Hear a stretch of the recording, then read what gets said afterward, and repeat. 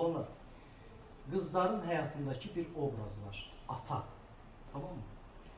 Kızlar bunu özleri boyunlarına alsalar da almasa da şuuraltı olarak onlarda bir ata obrazı var. Ve siz hanımı seçerken təkcə onun özü tanışlıq etapında bir şey çözməlisiniz. Bak, bu kızla mən ailə qurmaq istəyirəm. Bu kızın atasıyla münasibəti ne durumdadır? İki durumdadır. İki durumdan biridir. Bak, birinci durum. Atası çok ideal bir evde kişi obrazı olur. İdeal atadır. Ve o kız hansı tərbiyədə böyür, onun için ideal kişi atası olur. İlk sevgisi de onun atası olur. Uşaqlıqdan. Başa düşürsünüz?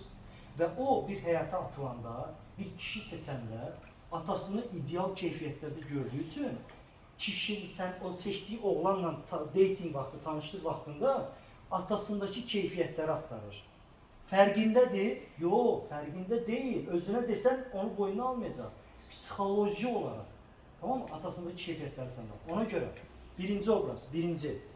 Çözürsən ki, kız atasını idol kimi görür. Onun için ideal kişi atasıdır, düzdür? Bir şey çözməlisən. Atasınınla xarakterine, sənin xarakterində oxşar nöqtələr varsa, bravo, jackpotu partlattın. Kız sənə vurulacaq. Belə sən atasında gördüklərini səndə gördüsə, sənə daha aşık olacaq. Yox, atasında gördükləri səndə tıklaya bilmirsə, görür ki, səndə o elə deyil, bu elə deyil, incimə, alınmayacaq. Tamam mı? İkinci obraz. Ata aileye çok travma yaşadı. İdeal ata oldu. Eksine anti qəhrəman oldu ailədə və bir kız uşağı kimi atasından çoxlu zərbələr aldı. Düzdür? Və bu zaman o atasındaki xarakter və bunu bildin ha.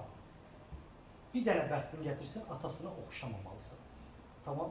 Elə ki, bax, səndə atasına gördüğü bir karakterler gördü, o travmalar oyanacaq, sənə qarşı bunu boşaldacaq. Atasından yıldığı bütün hınsı sənə boşaldacaq. Aydındır? Buna dikkat edemez. Elə ki gördünüz ki, yok, bu kızın atasıyla çok pis xatirələri var. Elə olmalısan ki, atasına oxşamamalısan.